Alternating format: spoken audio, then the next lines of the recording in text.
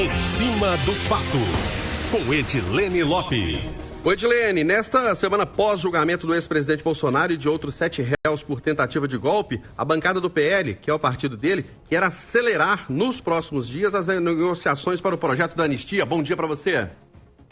Bom dia, Eustáquio. Bom dia, Kátia. Bom dia aos nossos ouvintes. Exatamente. Agora essa é a missão. Depois da aprovação ou do julgamento e da condenação do ex-presidente Jair Bolsonaro, agora a base do Partido Liberal quer aprovar o projeto da anistia e afirma que tem votos suficientes. De acordo com eles, agora finalmente, segundo eles, também a pressão sobre o presidente da casa, Hugo Mota, vai funcionar e eles esperam pautar o projeto até a próxima quarta-feira e votar não apenas a urgência, mas o mérito do projeto novo, de um texto que existe, mas que não há um conhecimento sobre o texto final ou como ficaria a anistia. Fato é que mesmo que a inelegibilidade do ex-presidente Jair Bolsonaro esteja fora desse projeto, ou seja, não seja negociada uma elegibilidade para ele, que ele não fique elegível novamente, esse projeto deve passar segundo a base do ex-presidente Jair Bolsonaro. E o que aconteceria com a inelegibilidade dele, já que não faria parte dessa anistia ampla, geral e restrita? Há uma expectativa da base do ex-presidente Jair Bolsonaro de que mais para frente, quando mudar a presidência do TSE, ele consiga uma maioria para que reverta essa inelegibilidade dele. Então, a princípio, essa não seria uma prioridade na proposta, apenas a anistia dos crimes no momento, sem negociar a elegibilidade de Bolsonaro. Essa é uma das possibilidades na negociação desse texto. E eles esperam votar rapidamente para que a proposta vá para o Senado, onde haverá um outro embate. Inclusive, eu conversei com parlamentares que consideram que, se for preciso ocupar a mesa do Senado novamente para fazer pressão sobre Davi Alcolumbre, eles o farão dessa forma. Então, uma expectativa alta em relação ao projeto da anistia nesta semana. As negociações não param. Por exemplo, o Valdemar da Costa Neto deve se reunir com Marcos Pereira, o presidente do Republicanos, que diz que esse encontro não está na agenda dele, mas Valdemar fala que haverá essa reunião e que eles devem discutir que esses partidos sigam fechados para votar pela anistia do ex-presidente Jair Bolsonaro e de todos que estiveram no 8 de janeiro aqui na capital federal.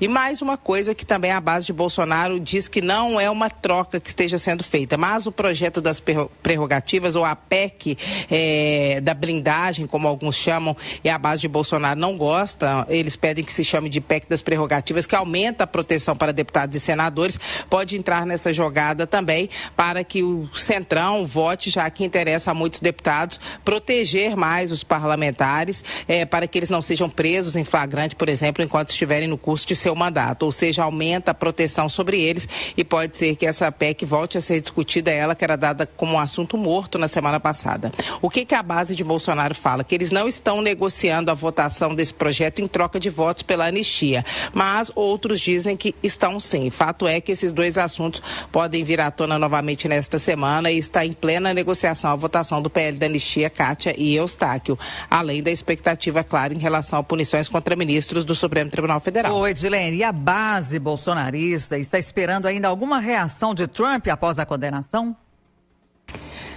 É basicamente a principal esperança deles depois da aprovação que eles também esperam do PL da anistia, que ainda nem foi colocado em pauta. Eles esperam que a Lei Magnitsky seja aplicada a outros ministros da primeira turma que votaram seguindo o relator Alexandre de Moraes. Só que na base do próprio Bolsonaro há uma dúvida sobre se essa punição viria nos próximos dias ou se aguardaria a publicação do acórdão. O que é o acórdão? É a publicação dos votos como eles ficarão na versão final com as alterações. A defesa também tem os seus dias para o recurso, então isso pode acontecer em até 60 dias, mas pode ser num prazo muito menor, como na semana que vem, por exemplo. Então, alguns acreditam que essas punições devam vir depois da publicação do acórdão e outros acreditam que ela deva acontecer já nesta semana ou nos próximos dias. Fato é que, segundo eles, há uma articulação para que a Lei Magnitsky seja aplicada a outros ministros do STF que votaram pela condenação de Jair Bolsonaro e que lá na frente isso possa ser negociado. Ou seja, eles esperam que quando o projeto da anistia chegar às mãos do Supremo Tribunal Federal, se ele for aprovado e considerado apresentado pelo presidente Lula um projeto vetado, que ele deve votar se a anistia for aprovada, cai nas mãos do STF, que tem a missão de dizer se é ou não constitucional. Alguns ministros já disseram que será considerado inconstitucional, mas a base de Bolsonaro ainda tem a ideia de que lá na frente, depois de sancionados pelo presidente Donald Trump, os ministros possam mudar de ideia em troca da retirada das punições. Então há também essa expectativa de que essa punição dos Estados Unidos sirva como uma moeda de troca lá na frente para que a anistia seja considerada inconstitucional depois que os ministros já estiverem sofrendo as sanções dos Estados Unidos. Cátia Eustáquio. Edilene Lopes, direto de Brasília, ao vivo, coluna Em Cima do Fato.